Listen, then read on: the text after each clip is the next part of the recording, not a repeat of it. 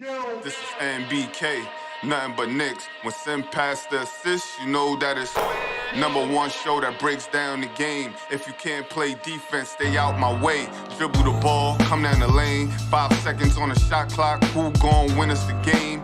You wanna hear Nick updates and trade rumors? Post-game reviews, this the place you tune in. So tell a friend just to keep the ball moving.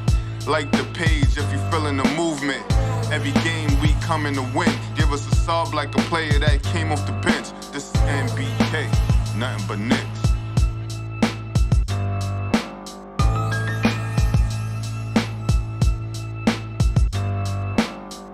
Knicks family, what's poppin'? It's your boy. Good afternoon, ladies and gentlemen. The New York Knicks, they're on a rebound, folks. They lost to the Toronto Raptors just the other day. And that was Martin Luther King's Day. Now, they're trying to reclaim themselves, get back on a winning streak versus the Washington Wizards. Andy, what's poppin' with you, my friend? How you feeling? What up, Sam? Happy to be on. Listen, let's start. Let's roll with this Wizards preview. Yeah, but before we even go into everything that happened, the Knicks and the Wizards, I still got a sour taste in my mouth, man. I still got a pretty sour taste in my mouth from the non-calls that took place versus the Toronto Raptors. You know what I mean? And I know we can't do anything about it. It's over with. We should move on from it. But it bothers me, man. It really does. It bothers me because that dunk that RJ had, he should have been to the line and had a chance to finish it and win the game in regulation. And look, I'm not taking away from the Knicks missing free throws. I'm not. I'm with it 100%. If the Knicks hit their free throws, maybe it doesn't even come down to this situation. I understand it. I agree with everyone who makes those claims, all of that. But man, you got to make the right calls out there. You know what I'm saying? You got to make the right calls. You got to make the and like we said before we got on here, it's the last play of the game, the last play of regulation. Why is that not an automatic review situation, right? Right. Yeah. An automatic review. Let's review this so we can make sure we get the call right. You know what I mean? Yeah. I'm gonna bring this across the screen, ladies and gentlemen. Look at this. How is this not a foul? And shout out to Miss Knicks from Instagram, where I got the picture from. But how is this not a foul? And the 2-minute report says that it's not a foul. How? He literally is holding RJ's arm. And the NBA is condoning this by saying they made the right call by not making a call. They're condoning that. That's terrible. That's terrible, man. You know, that's just ridiculous stuff. You can see it right there on your screen. I hope somebody from the NBA somewhere, somehow, is watching, or someone who knows someone from the NBA or knows a referee or whatever can send it in and say, look at this. How can the NBA say this is not a foul? How can the referees miss that call? I can see how the referees can miss it, right? Because there's a lot of action and this and that, but they should be able to go back and review these plays. The last play of the game, go back, review it, and get it right. Yeah, I can agree. A couple of these rules, not only in the NBA, just basketball all, around the world, should be more reviewable, right? In Europe, you still have the challenge thing. But, for example, I watched the game like 2 weeks ago, and there was a possession when they were passing the ball around the perimeter, right? And one guy went for a steal. He clearly fouled the dude, but the refs didn't call the foul. The ball went out of bounds, and they called, they made a call that the ball is for the team from the guy that fouled him, right? So it was, clearly a foul, and they got the possession. and they hit the game winner after that. So, they were protesting that the result, everything, right? But still, it was nothing that the refs could do. They could easily went to the review and say, listen, we made a mistake. This shouldn't be, out of bounds play. This should be a foul call. But they couldn't fix that, and the game went, totally different direction. And it was in the EuroLeague, so it's still a shame. So it's not only in the NBA, but in the NBA we had, also this week a situation where Russell Westbrook had the same, situation that RJ had. Joel Embiid was literally holding him by the wrist. He couldn't bring the ball up to take the shot even, and they still didn't call it. So it's ridiculous. It's a shame. Yeah, it's ridiculous because you put all these rules in so that you can get calls right, and at the most important points of a game, you're not getting the right calls made. Yeah, and like you said, Sam, it's only like one play. It's like literally a game winner, like under 5 seconds, right? Just make the call. It would be a clear, review. It wouldn't take like even 30 seconds. Yeah, he's holding him by the shoulder. Make the call, add the free throw, and if he doesn't make it, then you go. Okay, let's roll. Yeah, go to overtime. I think it was like 0.6 left still, but 0.6. So you can play the 0.6, right? But this was a game tying. What would it be the other way around? If RJ would like elbow him in the face, exactly, they could wave it off. But still, this is one play that depends on the result of the whole game. So. Right. I think that's worth a review. And they do reviews, throughout the game, for smaller infractions. Yeah. Right? Exactly. Smaller infractions. Now, could Tom Thibodeau have saved his review, for a situation like this? He couldn't challenge it because there was no whistle. Because there was no whistle, right. So he wouldn't have been able to challenge it. Yeah, exactly. Exactly. And when he did use the challenge, it was a good challenge, right? I thought Fred VanVleet at that point actually thrust his body into Jalen Brunson. And then, of course, I think Pascal Siakam, there was a moving screen and things like that. It was a terribly officiated game. And this right here is, it's clear. It's clear. We can only hope that tonight we get a much better officiated game. You know what I mean? Will they? I don't know. The NBA. You think we should add the officials that in the game preview? They're gonna run. I think we should. We should start putting the officials' name, who the officials are in the game preview, so people know who it is. Hold a record, with this main guy officiating, refereeing the game. With the Knicks are this and this record, so maybe that's an idea, right? And we need to send this picture to the NBA. If it hasn't already been done, I'm pretty sure people have tweeted it to the NBA, tweeted it to the officials, and the 2-minute report they said it wasn't a foul. So that's crazy. That's crazy. Anyway, let's get on to the Knicks and the Wizards tonight, ladies and gentlemen. This could be, if Bradley Beal plays, he's questionable for tonight.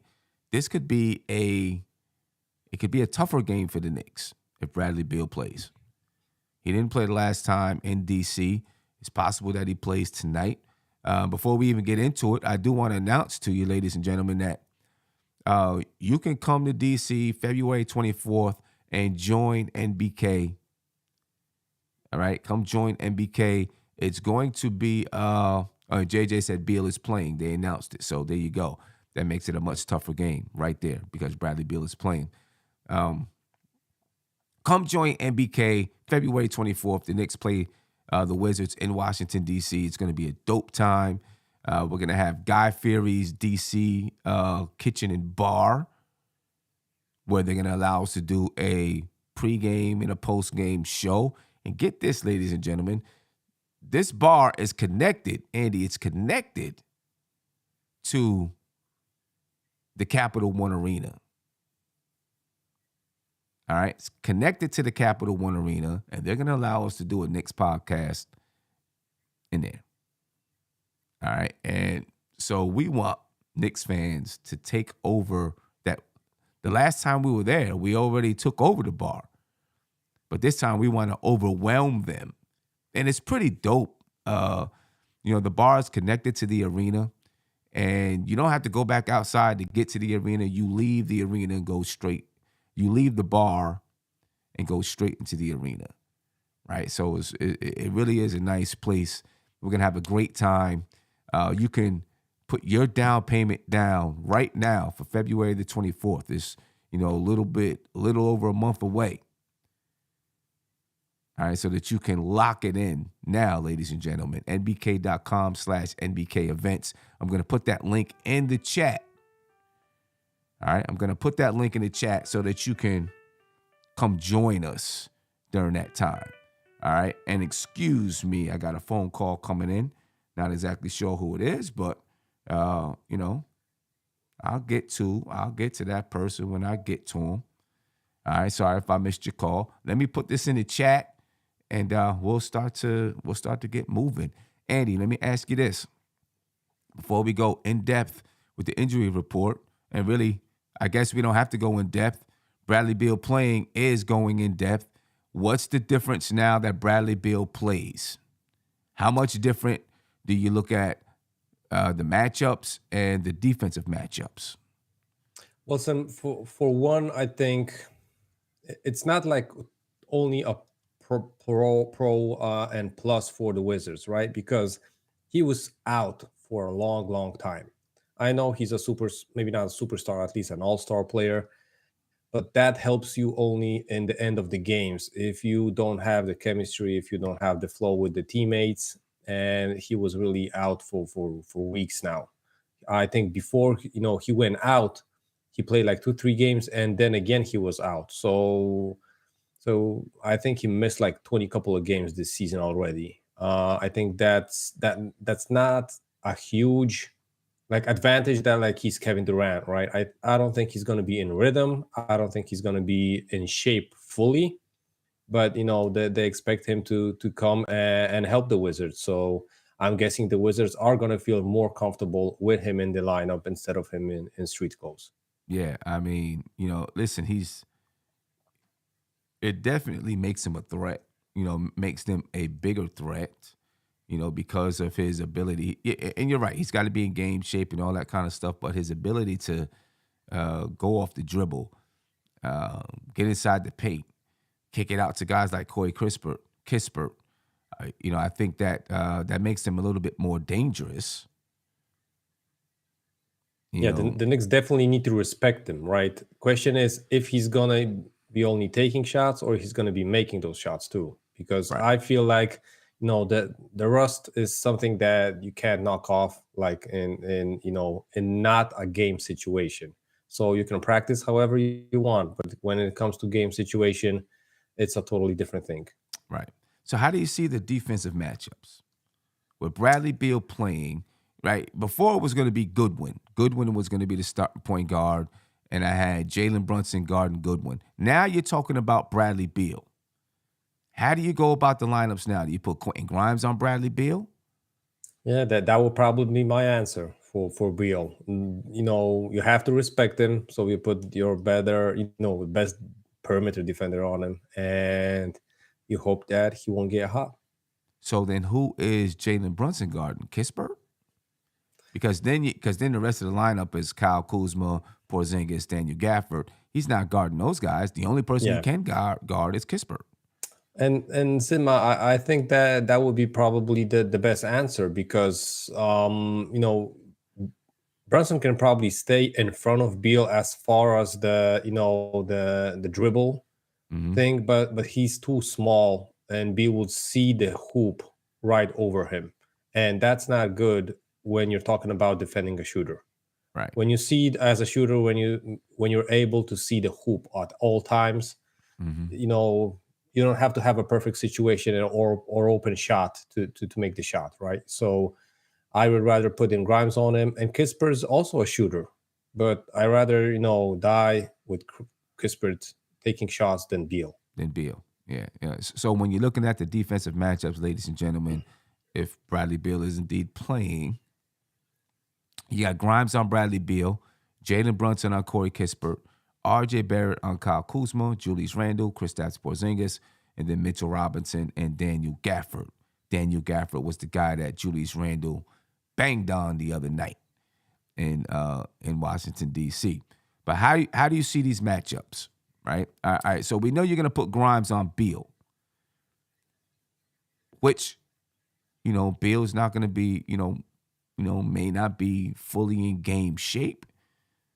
So that can benefit Grimes. What does Grimes need to do? What would be your primary objective in Grimes guarding Beal? Well, on the defensive end, he has to run after the screens, after Beal, whatever the situation is. But I think even on the offensive end, he has to go at Beal. Beal isn't a perfect defender, so you're trying to, tire him on the defensive end. And Quentin Grimes showed this season that first dribble and a couple of first steps are really fast. I'm surprised how fast he moves off the dribble, when he's, pump faking that 3-point shot.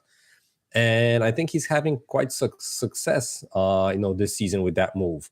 So I think, it's going to be way easier for Beal to do that, unless they're not going to be, matched up on the offensive end, because, it might be Kispert on him. But still, I think whoever is guarding, whoever is playing on the offensive end versus Beal has to go at him and try to take advantage of that situation, because Beal isn't a perfect defender. Right. I would think that they would probably have Beal guarding Quentin Grimes. Well, I don't know. They may have Beal on Brunson and Kispert on Quentin Grimes, because I'm not sure Kispert can stay in front of Brunson unless they put Kyle Kuzma on Brunson, figuring they'll put some length on Brunson, to try to slow Brunson down. Yeah. All right. Jalen Brunson and Corey Kispert, Kispert is a shooter. Yeah, he'll be able to shoot over Jalen Brunson. That's the one issue I have with that matchup. But I agree that's probably the matchup that you go with. But I'd be concerned that he can shoot over top of Jalen Brunson. And, it may not mean much, because if he's getting that open shot, that may mean that, the ball was kicked out to him anyway, and Brunson would probably be closing out on the shot. You know what I mean? How do you see that matchup there? If that's indeed is the matchup. Yeah, that, like you said, that might be a problem, but listen, they're gonna shoot no matter who who's guarding who. I think they're gonna try to shoot, because the word is out in the NBA and the scouting departments that the Knicks will allow you to take 3-pointers. Mm-hmm. So with this team, Porzingis can make a 3. Beal can make a 3, Kispert can make a 3. So that's 3 guys that can stretch the floor. Kuzma can take a shot too. The only guy that's not a threat from the 3-point line is Daniel Gafford. Right. And I think he's on the offensive end, he's like Mitch on our side, right? Right. If he gets the ball on the 3-point line, you just fall off at least to the paint, because he's not a threat there. Right. You got R.J. Barrett and Kyle Kuzma. Kyle Kuzma dropped 40 on the Knicks in the last game. 40. And he's way taller than R.J., right? He's taller than R.J. That might be a situation that the Knicks might consider switching him versus Julius maybe. I could see that happening. Randall playing Kuzma and Barrett playing Porzingis, because KP is not a big post up guy. Yeah, and listen, I think the NBA knows, even from Kristaps playing with the Knicks, right? It was years ago, but we saw that he had problems with smaller guys that had a stronger lower base. Right. Versus him, right? You just, try to push him out. When he takes the shot, he has to know that you're under his legs. Right. And that makes him really uncomfortable. Right. Yeah, I can definitely see that happening, in a half-court set, Randall and Kuzma. Now, Kuzma still has the height advantage over Randall, but Randall is stronger than RJ, right? And Randall can use his strength to push him and keep him outside, and then force Kuzma to have to shoot over top of him. You know what I mean? And then, still, the issue is, RJ Barrett 6'7", Randall 6'8". How tall is Kyle Kuzma? He might be like 6'9". 6'9". Even he looks long. Maybe because he's a little bit skinnier than our guys, but Kyle Kuzma 6'9", 221 pounds. He's averaging 21 points per game this season so far. You know what I mean? So it wasn't like that's an anomaly. The guy can score the basketball. There's a lot of length. With KP being 7'1", and then Kyle Kuzma Gafford, being 6'9". You got Gafford out there. The Knicks struggle with teams that have a lot of length, similar to the Toronto Raptors. But this team does not. They don't play defense the way the Raptors play defense, though. You know what I'm saying? They're definitely on the lighter side when it comes to defense. When you look at, Porzingis didn't have that great of a game versus the Knicks the last time. Do you expect KP to try to, rebound here in the Garden? I still think he's a little bit shook of the Garden. Yeah, I think that might be the case. Like you said, he might not be that comfortable playing versus the Knicks in the Garden. But I think, going back to Kuzma, just in one sentence, I think his, 40-point game versus the Knicks should be like literally a top thing on the scouting report from Tom Thibodeau. We can't let this guy score 40 on us again. Right. And I think that's like a, maybe not like a slap in the face for RJ or Julius, but I think they shouldn't be comfortable knowing that a guy like Kuzma scored 40 on him because he's not known to having those 40-point games. Right. And, we know that Julius and Kuzma had, history back. They were teammates back in the Lakers and stuff like that. So I think that might be something that Julius takes personal. Okay. All right. Yeah, I definitely, that's going to be interesting to watch and see. Then Mitchell Robinson and Daniel Gafford, pretty much maybe going to be kind of the same player. Mitchell Robinson should win this matchup, each and every time you step out there on the floor, in my opinion. Daniel Gafford, 6'10", 234 pounds, averages 7.8 points per game, 4.9 rebounds. Mitchell Robinson has been so up and down lately, right? It's really been up and down. He'll have a great game and then he'll fall off. Have a great game and then he'll fall off. I think it's hard for Mitchell Robinson to continuously have great games because, he's dependent on other people to get him the basketball. You know what I mean? But I guess my concern really is on the offensive side, though. On the rebounding side. He should be able to rebound the ball no matter what. Yeah, that's true. Just looking at his build, he's high, he's stronger, way stronger year by year. So that shouldn't be a situation. Only thing is, Tibbs' tactic is like everybody clog the paint. So there's, plenty of Knicks around him.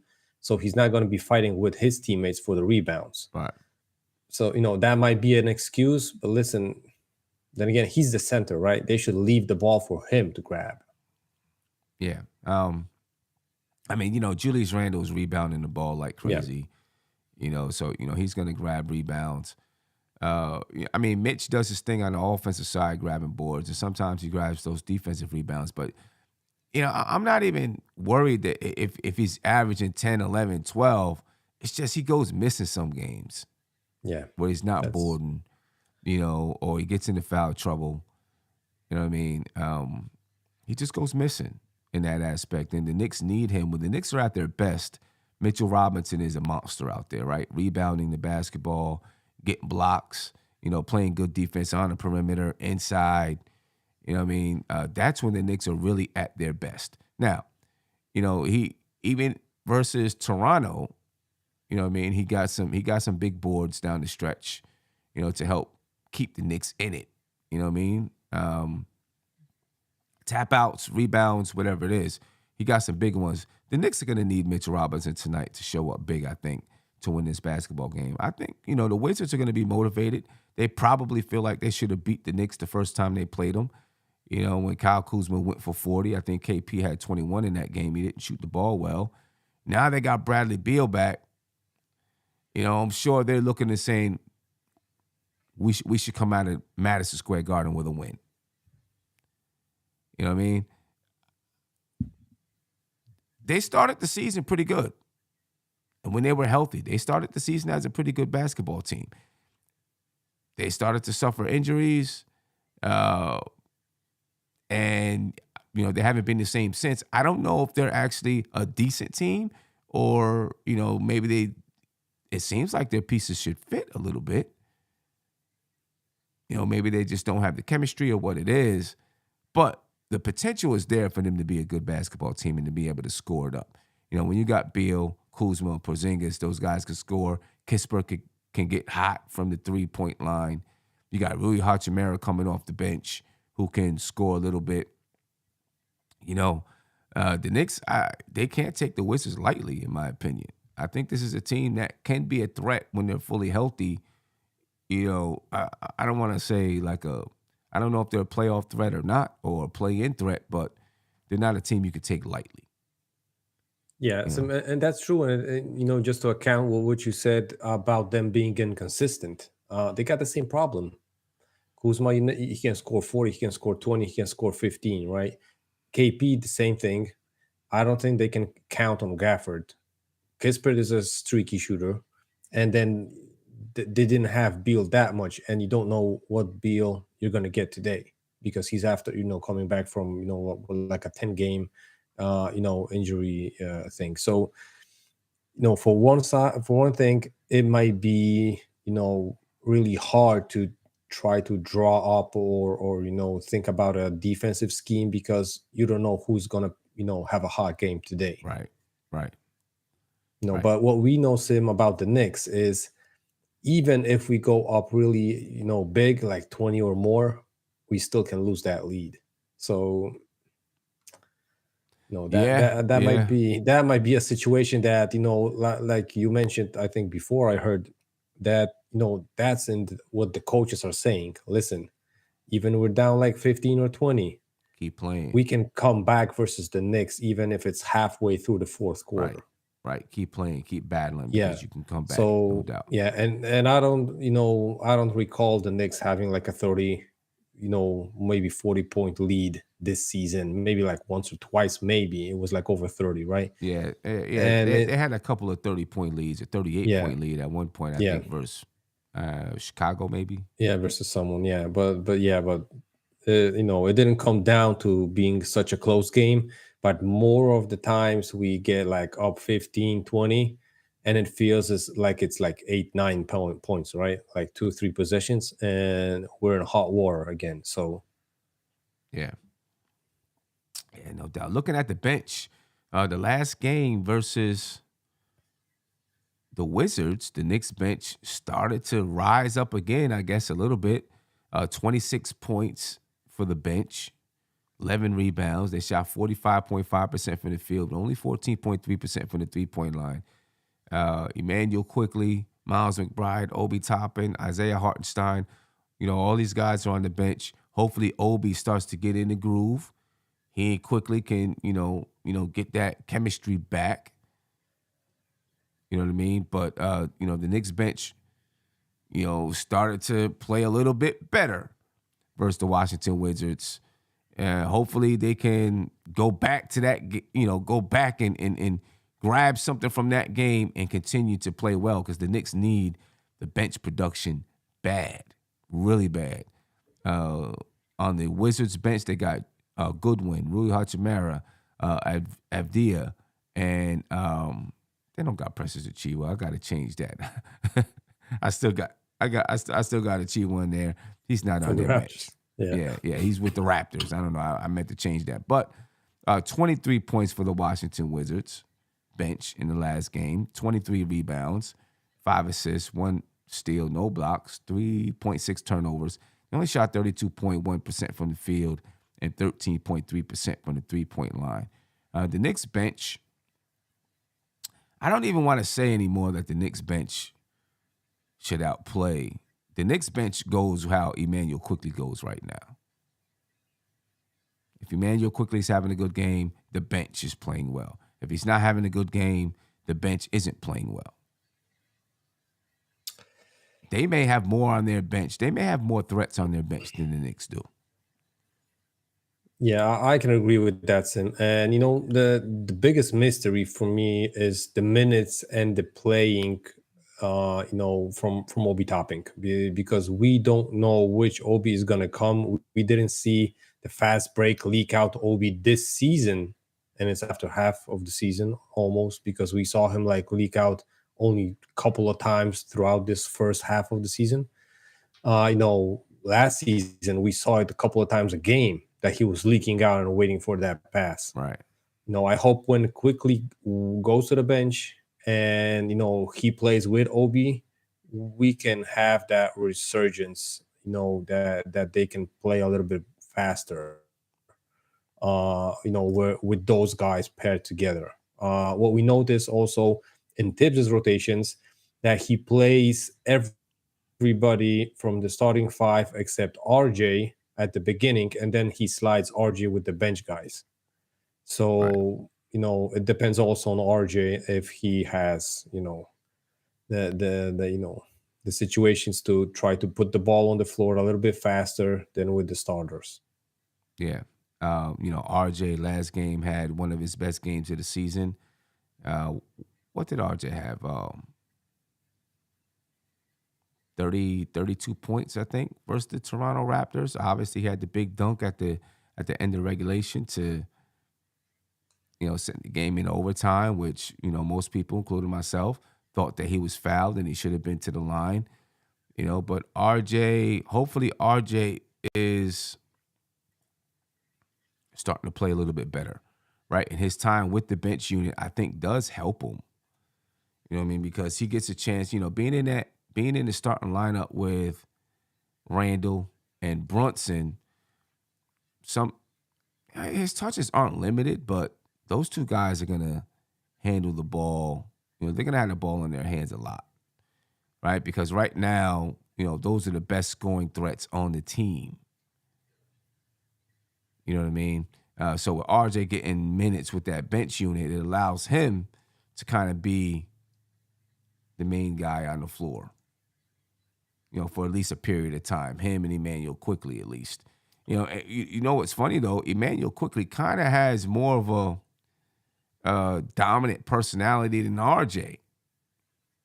You know what I mean? And even when RJ's on the floor with Quickly, sometimes Quickly, take over and decide, okay, well, I'm going to be the guy to shoot this or shoot that. You know what I mean? But RJ has a little bit more freedom when he's out there on the bench, running with the bench.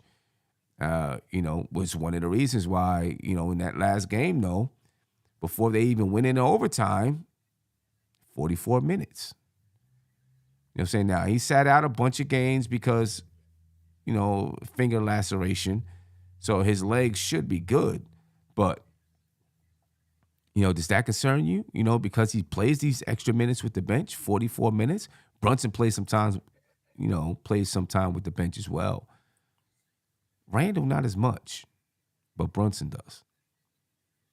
How I don't know, how you feeling about it? And you see I changed the bench for the Washington Wizards. So Taj Gibson, Delon Wright are also on the bench for the Washington Wizards. You know what I mean? But, how do you feel about it? 44 minutes for RJ Barrett before they even went into overtime in the last game.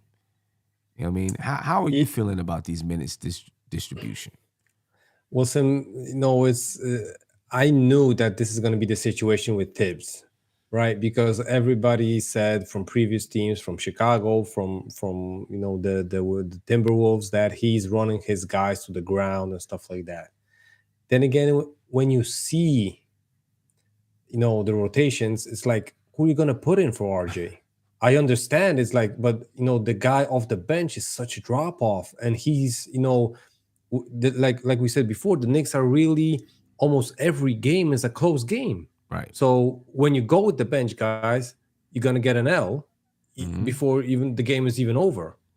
So I think Tibbs, you know, I didn't expect the Knicks to have this record that we have, and I think it would be a shame just for Tibbs to try to play these guys like under 40 minutes or under like 35 minutes, and lose this the couple of games that we are over 500, right? Right. Just for that cause. Right. I think he rather is going to try to ride out the season with the team being up and trying to stay up, even if that can be said that he's risking an injury. But I think if this would be the case, I think the guys would say, listen, I can't play like 46 minutes. I can go 42, 40. Right. And I think that's also the case, because we see that he benches guys when they're really, really tired. Julius gets a break, Jalen gets a break. He tries to manage it out that at least one of those three are always on the court with the bench guys. Right. So I think I realize that fans are going to say that he plays the main guys too much. But then again, there's a huge drop off from the starters to the bench guys. And see, I agree with you. And, I'm looking, Kevin, he said, yeah, but Tids, said that he changed, remember? I mean, he did change.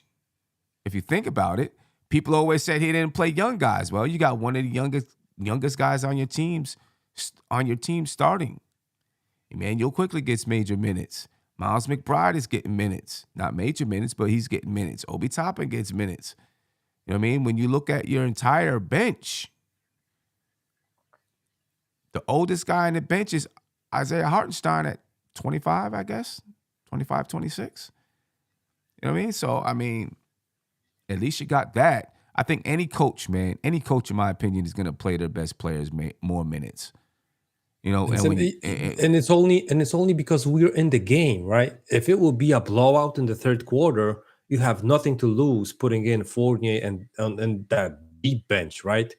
But if you're up like 10, you realize that it's like 2-3 possessions and you're back, to again trying to get that lead. So I think he's more in a fear of losing that game than just going for the win. And I think the players feel that, because we never can, step on the pedal and try to, blow out teams. I think we're trying to win, but at the, literally like we see these drop-offs in the fourth quarter, the guys are tired. So they're like, listen, let's get this W, but without going, on the maximum level of basketball. Let's just try to, pull it out and get this W, because they're tired. I understand that they're tired, and it's clear, right? But then again, if he puts in Sims for Randall, Ihart for Mitch, that's not a front court that you can run in the fourth quarter, right? So, yeah, and I see who's marking the chat. He says, he doesn't give them time to play. I disagree. Those guys have had time to play. Deuce, has had some points where he, sometimes during the season where he was getting, 20 minutes, 25 minutes, when they had injuries, and he wasn't shooting well. He wasn't shooting the ball well. You know what I mean? So he's coming in, he's giving the defense that he's giving. And right now he's there to give guys a breather. You know what I mean? The Knicks, over the last 21 games, 22 games, the Knicks have had the third best defense in the league with the rotation the way that it is. So you can't say, oh, you got to put him in there for defense.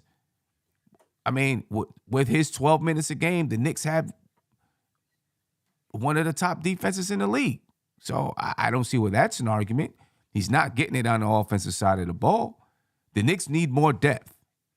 Emmanuel quickly, I think Tom Thibodeau views him as a starter that comes off the bench, and you see him get minutes. You see him getting minutes in the clutch. I just don't think he has confidence in Obi and McBride and Hartenstein to play those clutch minutes and to play major minutes. You know what I mean? I just don't. And right now, with Evan Fournier and Cam Reddish, he doesn't believe that they add to the lineup, so he's not going to play him. I just as far as the rotation and him playing guys those minutes, I'm not mad at it. And same, listen, I'm like I not said, mad it's at it. hard to argue with the decisions of the coach because we are way ahead of what we were predicting. Right. The result, what that would be for the Knicks. So Right. I think we can talk whatever we want, and the fans can be mad at Tibbs whatever they want. I don't think they would guess this result for the Knicks Yeah. currently. So Exactly. The Knicks are 25-20 right now, 5 games above 500 right now in the 6th spot in the Eastern Conference. They have I think 11th best, 10th best record in the league. yeah, Right. It is hard to argue when you're having that kind of success. Now people are saying, but is it sustainable? You can ask, is it sustainable? That's just a question that you're asking. You don't know if it's going to be sustainable or not. I could turn around and ask you if he plays Deuce 25 minutes, if he plays Jericho Sims, Hartenstein, and Obi 25 minutes, are the Knicks 25-20? I can ask you that same question. You know what I mean? So it's hard to argue when the Knicks have a winning record. We'll see if they can get better. I think they need more depth. They need somebody who Tom Thibodeau trusts to come off the bench. But if you don't have guys you trust to come off the bench, you got to play the guys that you have. When it's crazy because at the beginning of the season, it didn't seem like there was going to be this big of a drop-off between the starters and the bench. But it is. Yeah, I remember we were saying that the Knicks are going to have one of the best benches in the league because we were thinking that they are literally so deep, right? And now when you don't play Cam, you don't play Fournier, you don't play Rose. You don't play Rose, which we were expecting like at least 10, 12 minutes a game. Listen, it seemed like you said, maybe if we played those guys, we would be even better. But, from Tibbs' decision, we might be even worse. So yeah, I mean, early, and it was early in the season, but when he was playing all of those guys and he was going 10 deep, sometimes even 11 deep, the results weren't there. The results weren't there. They weren't playing good basketball. Yeah. You know what I mean? He's going 9 deep. He's playing the guys that he's playing, and the results are there. So, it's hard to argue with it, man. It's hard to argue with it when the results are there. They may not be there at an elite level, but we didn't expect the Knicks to be at an elite level anyway. Yeah. And Sim, I agree here with Mark because Mark said, like, Tibbs want to bring back Reggie Bullock. I'm not saying that only with Reggie Bullock. I would rather understand that and agree with that Tibbs would add a guy to this rotation just for defensive purposes other than, even the offense that the guy can bring to the Knicks. I think, first he needs to play defense.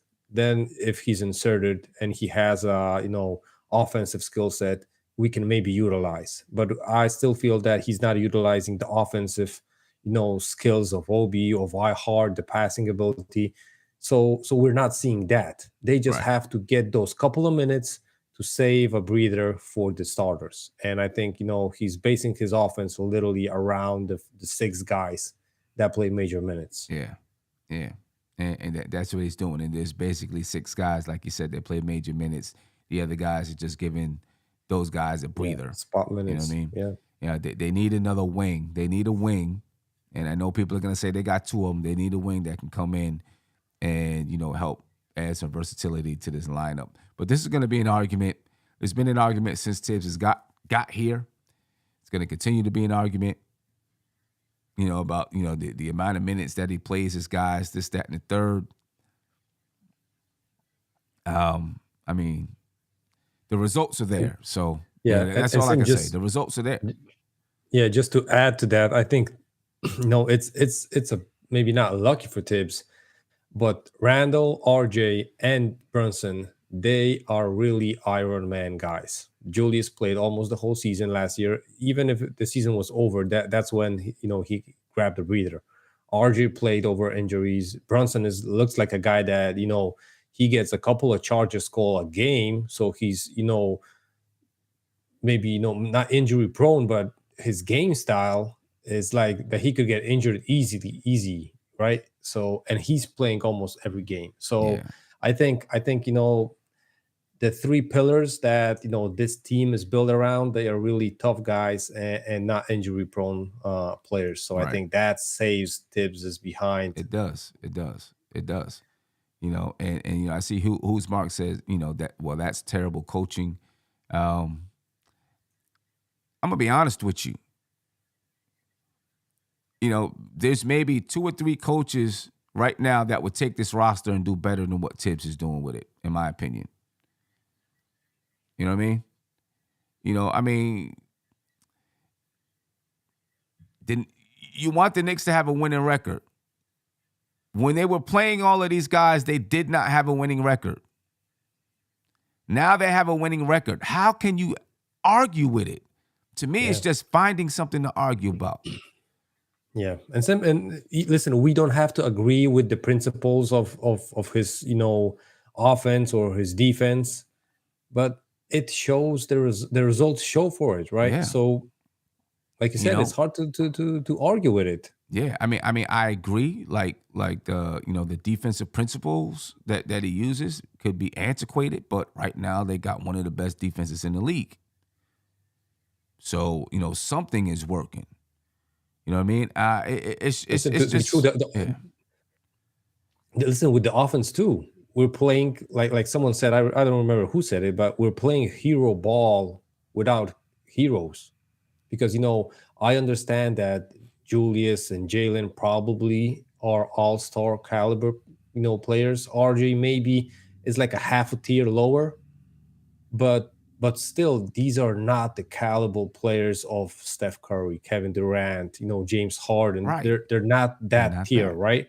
So, and we're playing plenty of isolation basketball and one-on-one basketball late in the games. Mm-hmm. I'm just gonna say this: it's half of the season, and I'll say this, Sim, that if the Knicks pull out these close games, that's gonna be a huge difference when the play-in or playoff game come, close, because those games are going to be really close from the tip to the end of the buzzer. And I'm pretty much sure that if we are in this situation basically throughout the season, it's going to help us instead of, blowing out teams or getting blown out.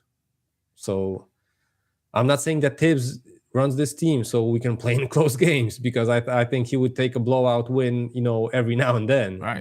But each of these games are so close that they literally feel like playoff basketball. Yeah. And I seen someone in the chat say Tibbs is always in playoff mode. When you have a team that doesn't have a lot of room for error, you kind of have to be in that mode if you want to have a winning season and make the playoffs. And Sim, that's the culture that he wants to bring. He wants these guys to be prepared 110% from each and every game, though it doesn't matter who we play for. Right. Versus, right? So I think that's a good thing, actually. I mean, let me get to a phone call. Caller, you live, man. Tell me your name and where you're from. It's me, Sam. What's going on with you, Mark? What's up? I'm not trying to argue what you're saying. You have points. But my thing is, we're almost in the second half of the season. When you watch the next year, we're winning because of what the adjustments that he made, entirely, and players stepping up.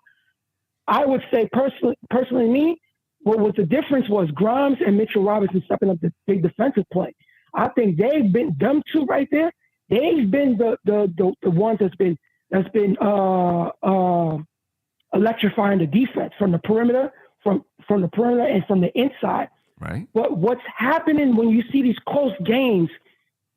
The minutes that's logged in for Randall and Brunson, these guys are primarily ball handlers.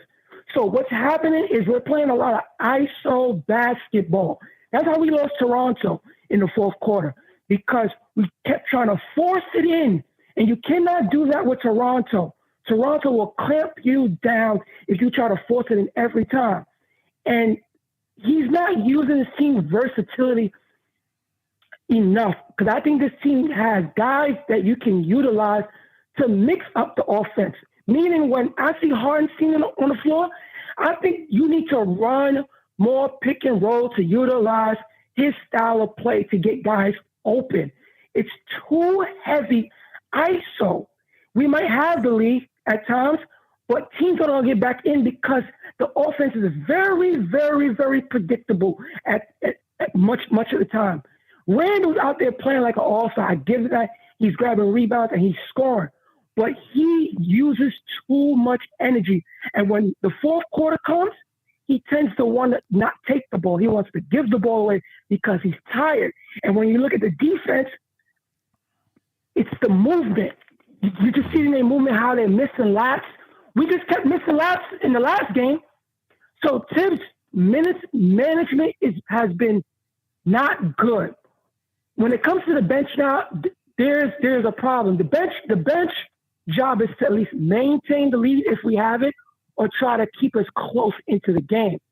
Again, now with the second unit, he's running the RJ Barrett thing more, but then you have to find time for him because he needs to sit again because he's another player that is slow. We have a lot of slow guys that have to use so much energy to blow past their guys. So he has to learn. But see, Mark, as a coach, my thing is this. I just don't feel like, I know, we talk about Hartenstein. He, defensively, he's terrible. So, he can't stay on the floor for that long. Yeah, he can. We tried in the beginning of the season, I thought, to play a different style of basketball. I don't think it was working. I don't think the mix of offense and defense was working the right way. And maybe sometimes you just have to adjust and say, this is what my team is. And play the style of play that your team has until you can get different breed of players in.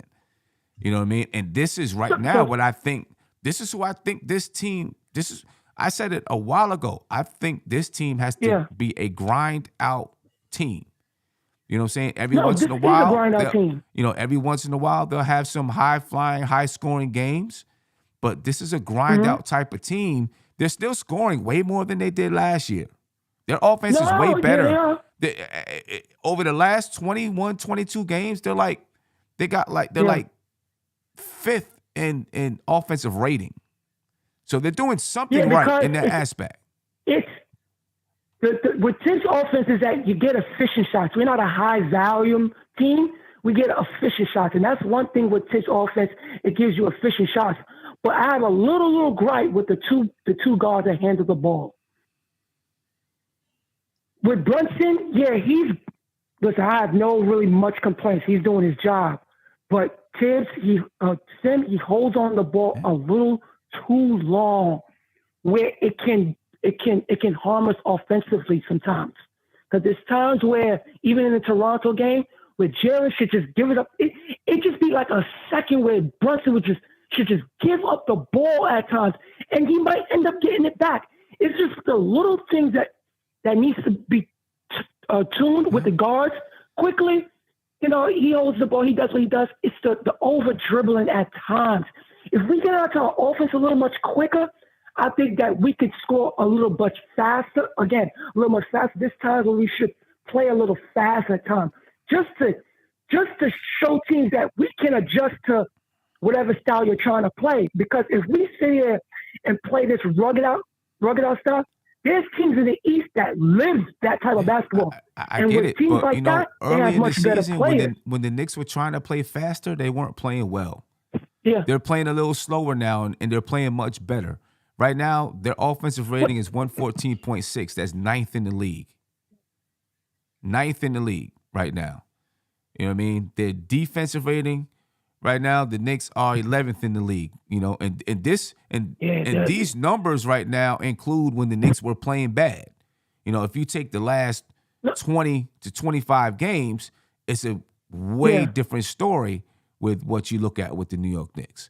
You know what I mean? So I think you've got to find the balance. Like over the last 15 games, this is the last 15 games. Yeah. The Knicks offensive rating is 118.9. That's fourth in the NBA. So as much as we're talking about ball movement and ISO play, over the last 15 games, they have the fourth best offense in the league.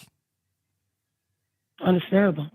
But like I said, my gripe is he has to the minute situation with Randall, because of what he's a double machine. He's grabbing like 15 rebounds and you expect him to score 20 to 25 a game, he plays with so much, energy that you're going to need him if you're trying to keep winning games, he has to be dependable in the fourth quarter. So you're going to it's mandatory that 37, 38, logging in 40 minutes, that's not good for him, especially if you want to stop opponents from scoring in the fourth, because it's going to show its face. Just like with Toronto, we should have won that easy. We gave that game up because of fatigue. And when you watch it, everybody was just a step slower. Everybody was just looking at each other because people wasn't in the right spot, because people was getting blown by. He just has to take three minutes off our starting five minutes. I just don't know. 3 minutes. 3 minutes is a lot. It's too lot much. of time. 3 minutes is a lot of time in the NBA. Julius should not be playing. And listen, Julius Randle can't play 35 minutes. He cannot sustain 38 minutes on an everyday night basis. But you It's don't just have the Not gonna be players. good. You don't have the players. So at this point, you have to go with who. You got to go with who's winning you basketball games, in my opinion. You don't have the players. We can argue about it all day long because we don't know what the results would be if he did otherwise, right? We don't know. Like, he could play Obi 3 more minutes, Deuce 3 more minutes, these guys 3 more minutes, and it could make them blow teams out, or the Knicks could be behind the 8 ball because he played them more minutes. We don't know which way it's going to go. All we know is what's happening right now. You know what I mean? For one, just don't believe that we have the strength in our bench. And I think I just don't believe we have the depth. You have a point. You have a point in that. But what happens if we drop the next 4 games? Then what will be the issue while we drop those 4 games? Well, we'd have to see how those games go. We don't know. We'd have to see how those games go. All right, so we have to see how those games go. Then we know what the issue is. Then once we see that, I just want to shout out to everybody in the Knicks community. It's just hard because when I look around the league and you look at Kyle Kuzma the other day, 40 minutes when we played the Washington Wizards. Nobody on the Knicks had 40 minutes. No, Jalen Brunson had 40. Right, Randall had 35. Jalen Brunson playing like 30. Right. He's been wilding. But when you look around the league, guys play major minutes. Guys who are the best on their team play major minutes. It just I know. It goes from it depends. It depends because I see Giannis the way Giannis don't even play over 35 minutes a game. But you got to look at But you got how many? I would go see how many times the Milwaukee Bucks have blown teams out, because that goes into your minutes too. Yeah, that's another thing. Right? If your team is going down to if the Milwaukee Bucks were going down to the wire every game, he'd be playing 38, 40 minutes. Right? So you can't just look at that. You got to look at how the team is playing. If they're blowing teams out, then your best players may not play as many minutes because they've done their work early. If you're not blowing teams out and the game is still in the balance, then they're probably playing a higher amount of minutes. So my issue is now they're talking about the deadline and the trade. What do you think going to happen? Who do you think that we're able to get to help this so-called depleted bench? I don't know. What would be the fix? I don't know. A wing. Because if we bring in Reggie, say they want to bring back Reggie Bullock, so you bring him back.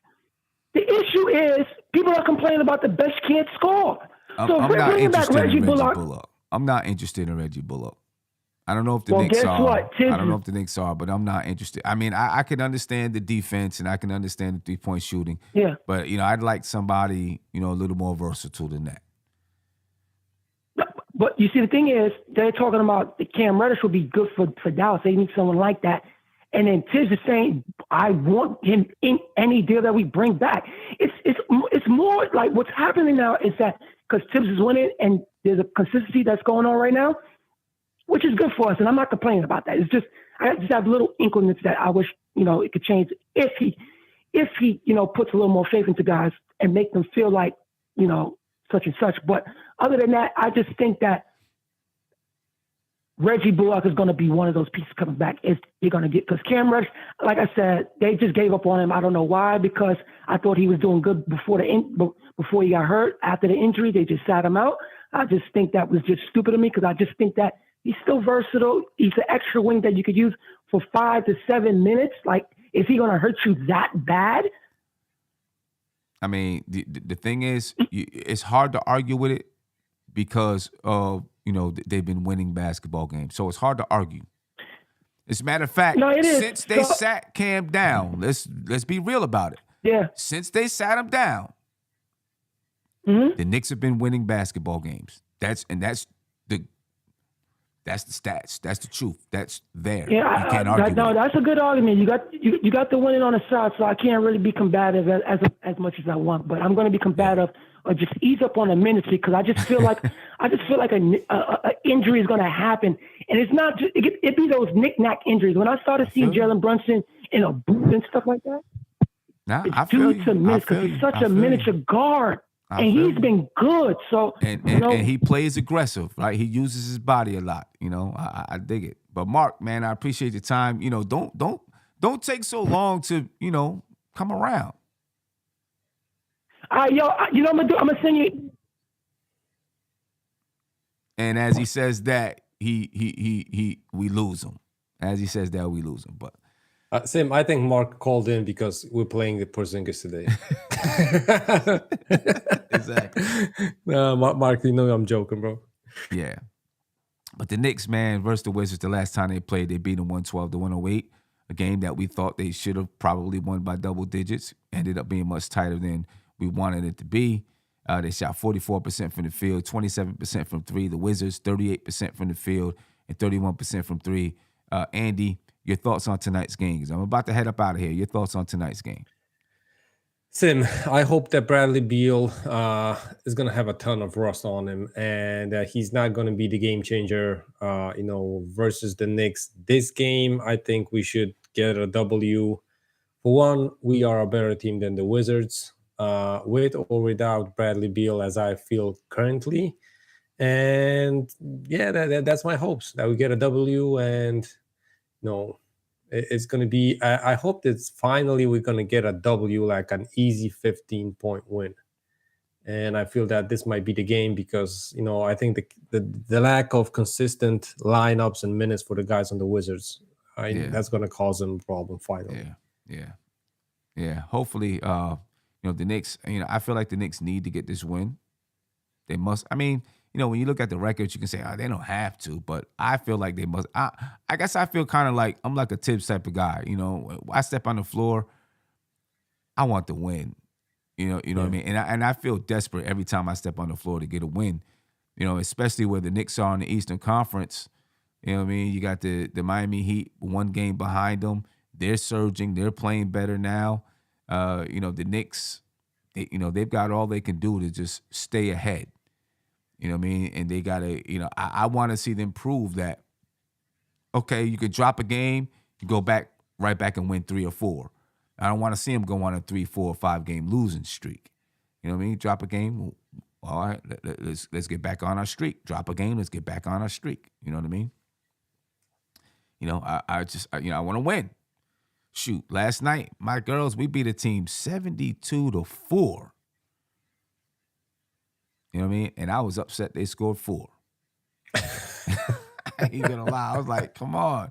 It was like fourth quarter and they scored 4 points. I was like, what we doing here? They did, they traveled on both of those plays, but still, I was like, come on, don't let them. We came this far, don't let them score. You know what I mean? But we got a tough matchup coming on Friday. Real tough matchup. It's gonna be a good, fun game on Friday. But anyway, ladies and gentlemen, I think the Knicks will get this win tonight, get back on a winning streak. We'll see. Should be a good game. Bradley Beal back in the fold. You got KP coming back to the Garden, so it should be an energized game, ladies and gentlemen. But I think the Knicks are going to get the win. All right, Andy. Any last words before we get out of here? Well, Sim, I don't think this is going to be an announcement, but I think I finally grew up to finally start this NBK Europe Let's get it. interviews Let's series. go. That's what I'm You know, talking about. a couple of guys, like riled me up, on other channels to finally do it. So I think I'm gonna try to start it off in the week or two. So we finally have interviews from Knicks fans from around the world, starting with European fans. I hope you guys in the States are gonna enjoy it. All right, let's get it, ladies and gentlemen. And remember, in DC, February 24th for the Knicks versus Wizards. You can put your down payment down now. The down payment is $165. Tickets will probably come in less than that, so you'll get a refund. You know what I mean? We'll be doing a pregame and postgame at Guy Fieri's DC Kitchen and Bar. You know what I mean? Right there in the Capital One Arena, right there on the Washington Wizards, right on their ground, right there. We're going to be doing our thing. We're trying to take it over. So join us, ladies and gentlemen. If you're in D.C., join us. All right? If you're not in D.C., come join us anyway. There's a link in the description of the video. There's also one pinned to the top of your YouTube chat, folks. I'll catch you tonight on a post-game show. And, yeah, I'm up out of here, ladies and gentlemen. Got to get to practice. Get it done. Peace. Peace. This is NBK, nothing but Knicks. When Sim passed the assist, you know that it's #1 show that breaks down the game. If you can't play defense, stay out my way. Dribble the ball, come down the lane. 5 seconds on the shot clock, who gon' win us the game? You wanna hear Nick updates and trade rumors? Post-game reviews, this the place you tune in. So tell a friend just to keep the ball moving. Like the page if you feeling the movement. Every game we coming to win. Give us a sub like a player that came off the bench. This is NBK, nothing but Knicks.